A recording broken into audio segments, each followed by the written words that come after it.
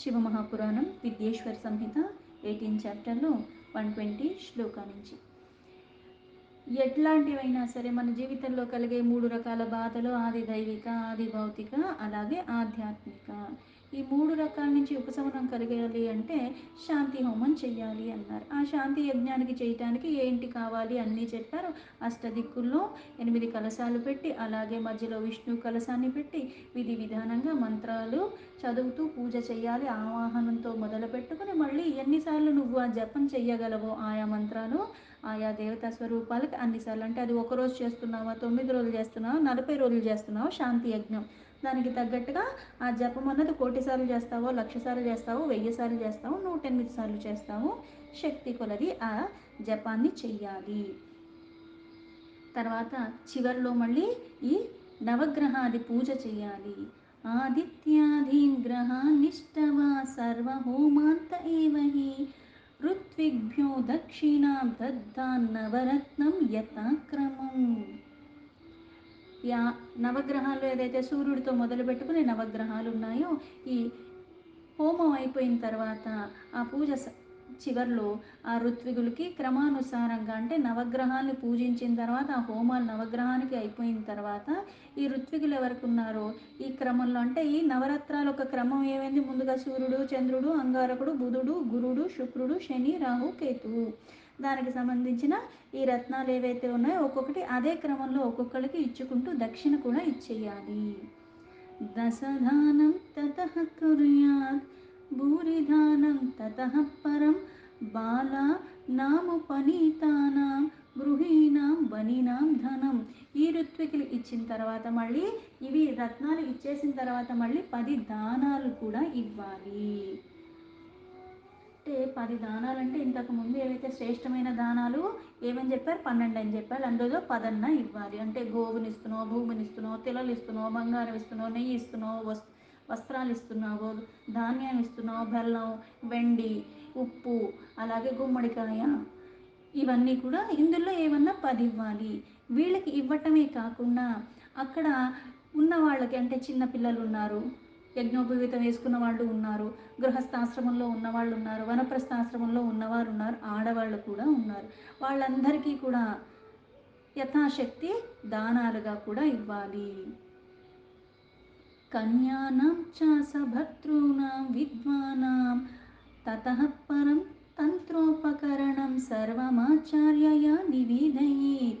అలాగే ఇక్కడ విధవలు కానీ, సాధ్వీమణులు, సౌభాగ్యంతో ఉన్నవాళ్ళు కానీ, కన్యలు, అంటే ఎలా అయితే అబ్బాయిల్లో చిన్నపిల్లలు ఉన్నారో ఆడపిల్లలు కూడా చిన్నవాళ్ళు ఉన్నారు, అలాగే పెళ్ళిడికి వచ్చిన పిల్లలు ఉన్నారు, పెళ్ళి అయిపోయిన వాళ్ళు ఉన్నారు, అలాగే విధవలు కూడా ఉన్నారు, అందరికీ కూడా ఇవ్వాలి.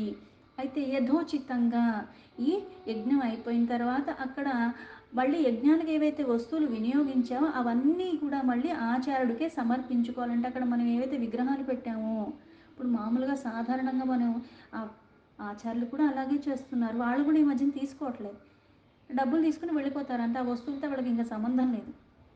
కానీ సాధారణంగా అక్కడ ఏవైతే వస్తువులు వినియోగించో అక్కడ పెట్టిన మూర్తి కానీ ప్రతిదీ కానీ ఆ మండపమే మొత్తానికి దానం అన్నట్టుగా మనం కొన్ని వ్రతాలు చేసేటప్పుడు మంత్రాలతో చదువుతూ ఉంటాం. అలాగే అక్కడ వినియోగించిన వస్తువులన్నీ కూడా, ఆ సామానంతా కూడా ఆచార్యుడికి సమర్పించుకోవాలి. ఉత్పాతానాం చ మానీనాం దుఃఖస్వామి యమః స్మృతః తస్మాద్యమస్య ప్రీత్యర్థ కాలదానం ప్రధాపయేత్. అలాగే కొన్ని ఏవైతే ఇవన్నీ మనం ఎందుకు చేస్తున్నాం అంటే కొన్ని వాటికి మనకి బాధ నుంచి విముక్తి కలగటానికి, దుఃఖాలు కానీ, అలాగే ఉత్పత్తి, మహమ్మారి, ఇట్లాంటివన్నీ దుఃఖాలకి స్వామిగా ఉన్న యమరాజు, ఆ యమధర్మరాజుకి అందుకే ముందుగా ఆయన్ని ప్రసన్నత చేసుకోవటానికి కాల ప్రతిమని దాన్ని మళ్ళీ దానంగా ఇవ్వాలి అంటారు. అంటే ఏది చేస్తున్నావో కాలదానము, ఆ ప్రతిమని కూడా యముడి రూపంలో ఆ ప్రతిమను కూడా మళ్ళీ ఎంత చేస్తున్నా సువర్ణాన్ని చేయమన్నారు. ఆ సువర్ణాన్ని మళ్ళీ అంటే యథాశక్తి, ఇప్పుడు నా దగ్గర ఎక్కువ డబ్బు ఉంది, పైగా నాకు ఈ దుఃఖాలు బాగా పీడింపబడుతున్నాను, డబ్బు కూడా ఉంది, అందుకు నేను చేస్తాను కొంచెం పెద్ద ప్రతిమని ఇస్తాను. ఎందుకంటే ఇక్కడ నేను ఈ బాధ నుంచి విముక్తి కావాలని ఆయన ప్రసన్నత కోరి నేను చేస్తున్నాను, అందుకని ఆయన ప్రతిమను నేను దానంగా ఇవ్వాలి. శతనిష్కేన వా కుర్యాత్ దశనిష్కేన వా పునః పాశాంకుశధరం కాలం కుర్యాత్ పురుషరూపిణం.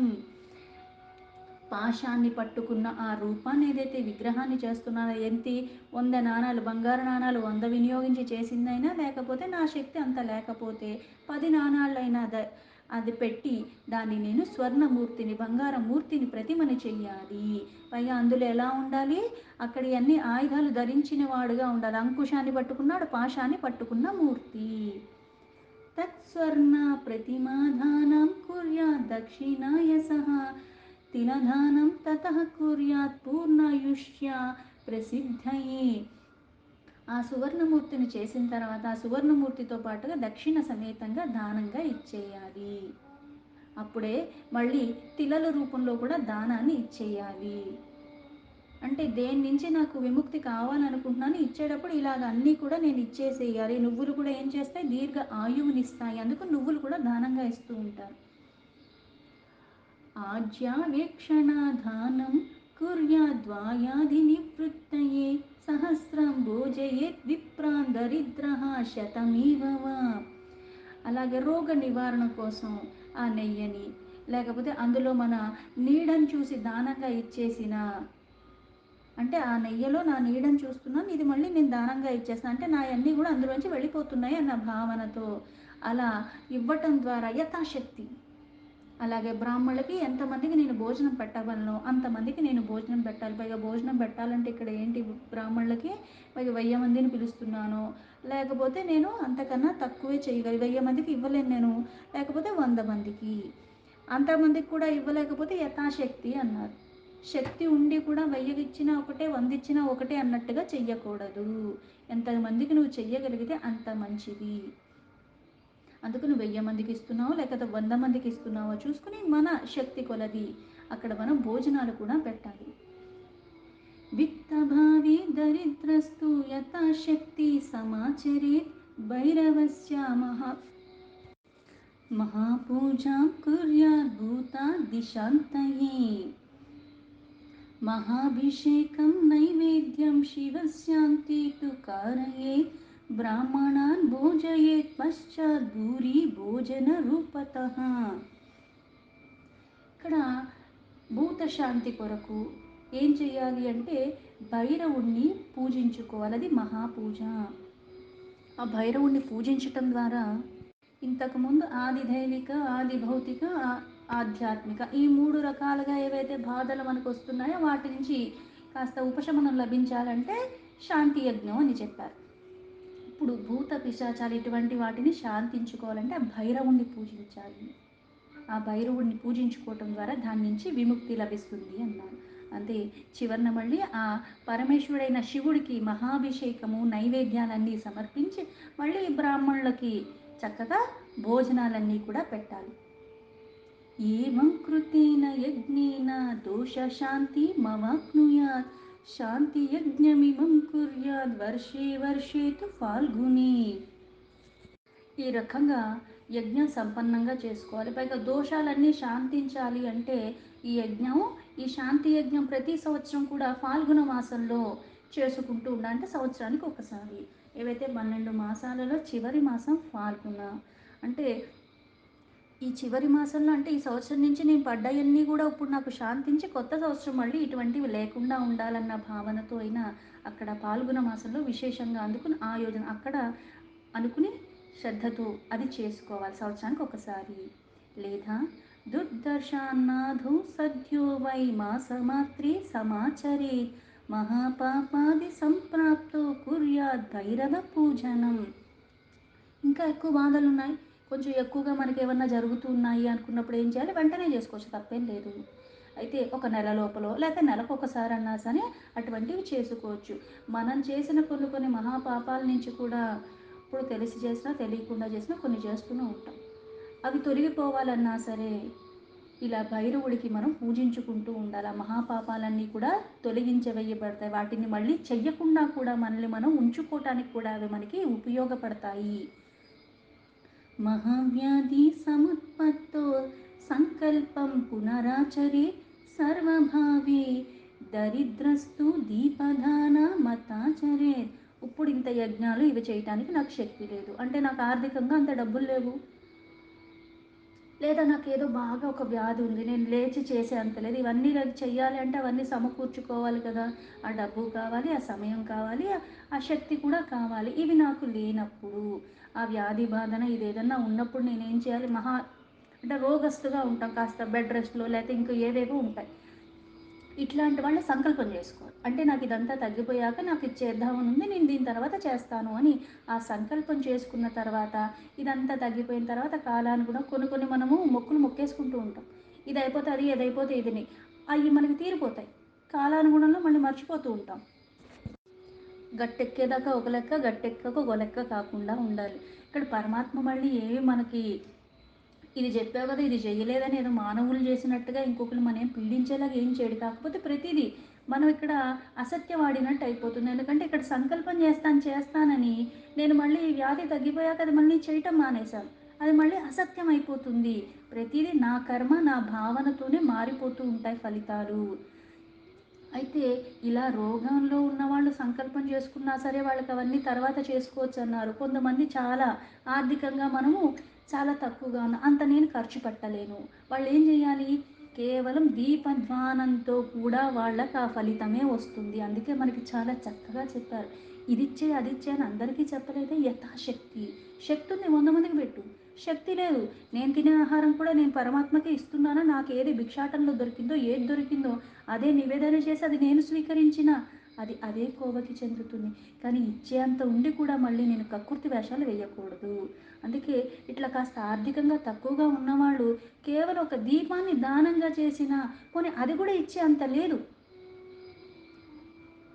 తదప్తా శక్త్యా స్నాత్వా వై యత్కించిత్ దానమాచరే దివాకరం నమస్కుర్యాన్ మంత్రేణ అష్టోత్తరం శతం.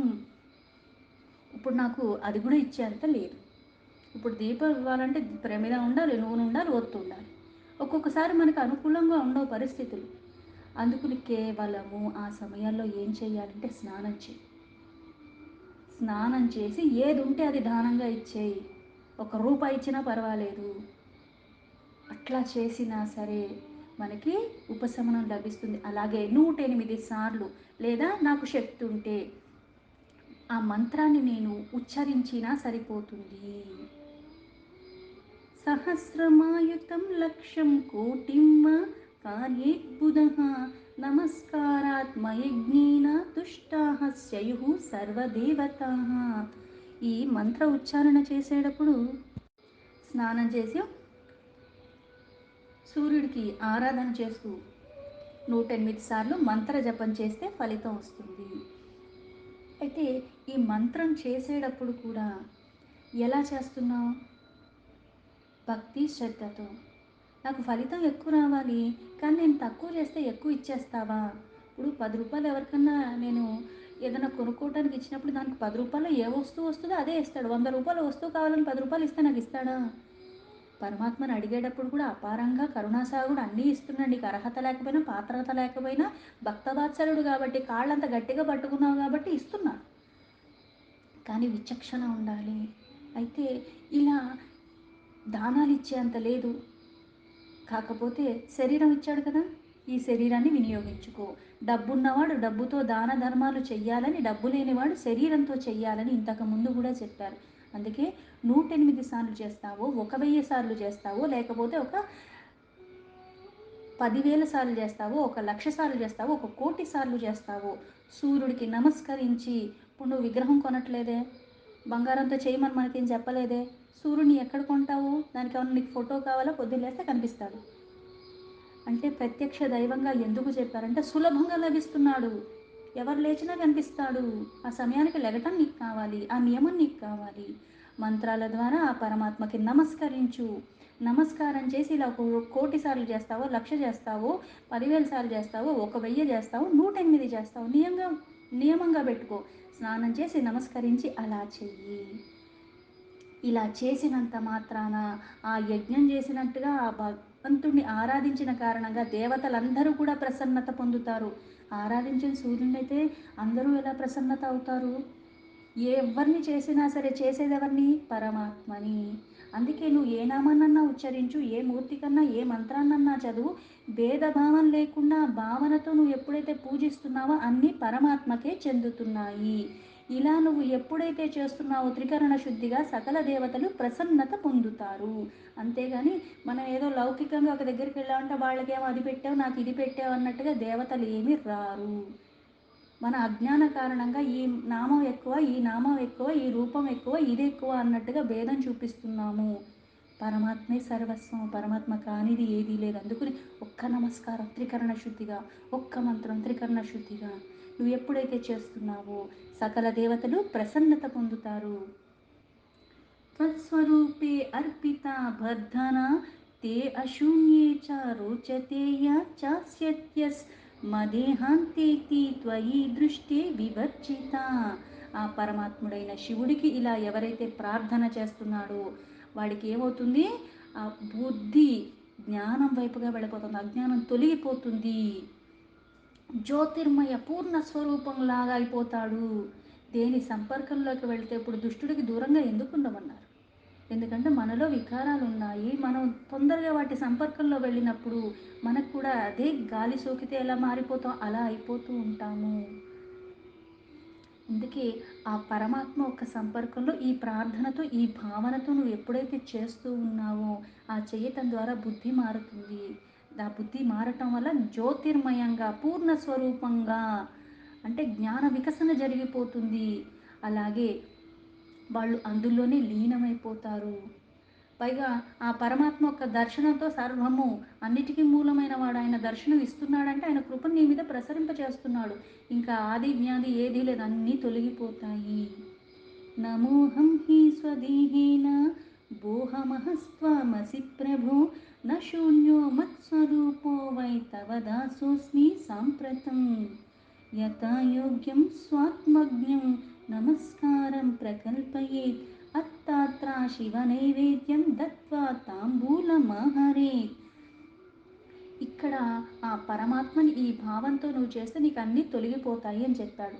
అలాగే ఇక్కడ ఆయనకి నమస్కరించినంత మాత్రాన పూర్ణంగా పరమాత్మ ఎలా అయితే ఇంతకు ముందు చెప్పినప్పుడు సామీప్య సారూప్య సాలోక్య ఇవన్నీ అయినట్టుగా అలాగే పరమాత్మ స్వరూపాలుగా మారిపోతారు. పూర్ణంగా అజ్ఞానం అన్నది తొలగిపోయింది, జ్ఞానమే మిగిలింది, వికారం లేవు, శుద్ధత్వమే మిగిలింది అంటే పరమాత్మ. అందుకే ఎవరికి పరమపదం లభిస్తుంది? అలా ఉన్న వాళ్ళకి లభిస్తుంది. నువ్వు ఎప్పుడు అవుతావు అలాగా? చెయ్యగా చెయ్యగా చెయ్యగా ప్రక్షాళన జరుగుతుంది. అందుకని ఇలాగా అన్నీ నశించిపోయిన తర్వాత దర్శనం చేత ఏమవుతుంది?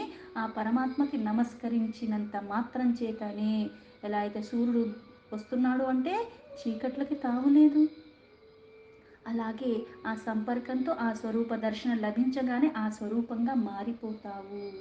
అలాగే పరమాత్మే నీకు దాసుడైపోతందుకు భక్తవత్సలుడు. ఆ భక్తితో నువ్వు పట్టుకోవాలే కానీ పరమాత్మ నువ్వు ఎలా ఆడిస్తే అలా ఆడుతాడు. అంత భక్తి నీకు లేక అది జరగట్లేదు. అందుకే యథాయోగ్యంగా యథాశక్తి ఇంతే చెయ్యని ఎక్కడా చెప్పరు. నాకు ఇవ్వగలిగినంత ఉన్నప్పుడు నేను ఇవ్వగలగటం, నాకు లేనప్పుడు నమస్కారం పెట్టి నాయన ఈ సమయానికి దొరకట్లేదు నాయన, దొరికేలా కూడా నువ్వే మార్గం చూపించి నువ్వే పుట్టుకో, నాదన్నది ఏముంది నాయన నాకు అందట్లేదు అని చెప్పటం నీకు చేత కావాలి. ఉన్న అన్నీ నీవే కదా, నేనెందుకు నీకు ఇవ్వటం అన్న భావనలో కాదు. ఇవ్వటం ద్వారా ఏం చేస్తున్నాను? నేను చేసిన పాపాలు తొలగించుకుంటున్నాను ఈ రూపంలో. దీనివల్ల నేను ఇచ్చేదాని వల్ల పరమాత్మకి ఎటువంటి ఉపయోగం లేదు. నావి నేను నశింపజేసుకోవటానికి క్రతువులు చేస్తున్నానన్న జ్ఞానం మనకు ఉండాలి. అందుకని యథాయోగ్యంగా నమస్కార పూర్వకంగా అలా చెయ్యాలి మనము. దాని తర్వాత పరమాత్మకి నైవేద్యాన్ని నివేదించి తాంబూలాన్ని కూడా చివరిలో సమర్పించుకోవాలి. భోజనాలు అన్నీ అయిన తర్వాత చివరిలో తాంబూలం వేసుకుంటాం. అలాగే ఇక్కడ అన్ని విధి విధానంగా పూజలు చేసిన తర్వాత పరమాత్మకి నైవేద్యాన్ని సమర్పించుకోవాలి. తర్వాత తాంబూలంతో చివరగా దాన్ని శివ ప్రదక్షిణం కుర్యా స్వాయామష్టోత్తరం శతం సహస్రమయుక్తం లక్ష్యం కోటి మన్యేన కారయే. అప్పుడు ఆ పరమేశ్వరుడికి ప్రదక్షిణ చేయాలి. ఎన్ని? 108. తక్కువలో తక్కువ. మళ్ళీ ఇక్కడ యథాశక్తి అంటారు. ఎందుకు చేస్తున్నావు నీకు తెలియాలి, ఎలా చేస్తున్నావు అన్న అవగాహన ఉండాలి. పైగా చేసేది త్రికరణ శుద్ధిగా భక్తితో చేయాలి. నేనేదో చేయటం వల్ల పరమాత్మకి ఏదో వచ్చేస్తుంది, నేను కాబట్టి నీకు చేస్తున్నాను, నీ కాబట్టి చేస్తాడన్న భావనలో చెయ్యకూడదు. అందుకే 108 సార్లన్నా ఆ పరమాత్మకి ప్రదక్షిణ చెయ్యాలి. శక్తి ఉంటే ఒక 1000 లేదా 10,000 లేదా 1,00,000 లేదా 1,00,00,000 సార్లు ప్రదక్షిణ. అంటే ఇవన్నీ ఒక్కడు చేయలేడు. ఇది వేరే వాళ్ళ ద్వారా కూడా చేపించవచ్చు. అందుకే కొంతమంది కోటి యజ్ఞ, లక్ష యజ్ఞ అని చేస్తూ ఉంటారు. ఏంటి అంటే అంతమంది కలిసి అది చేస్తూ ఉంటారు. అందరూ ఒక్కొక్కసారి రాస్తున్నారు, కానీ అంతమంది కలిసి చేసినప్పుడు అది ఎలా అవుతుందో అలాగా అన్నీ అతనే చేయలేడు కాబట్టి ఇలా వేరే వాళ్ళ ద్వారా కూడా అది చేపించవచ్చు. శివ ప్రదక్షిణాత్ సర్వ పాతకం నశ్యతి క్షణాత్ దుఃఖస్య మూలం వ్యాధిర్మూలం హి పాతకం. ఇక్కడ శివ ప్రదక్షిణ చేయటం ద్వారా అన్ని పాపాలు ఆ క్షణంలోనే తొలగిపోతాయి. దుఃఖానికి మూలం వ్యాధి, వ్యాధికి మూలం పాపం. ఆయనకి ప్రదక్షిణ చేస్తున్నావు, ఆయన సంపర్కంలోకి వెళుతున్నావంటే ఆది వ్యాధి అన్నీ తొలగిపోతూ ఉంటాయి. దీంతో శివ మహాపురాణం విద్యేశ్వర సంహితలో 18 చాప్టర్లో 138 శ్లోకాలు సంపూర్ణం.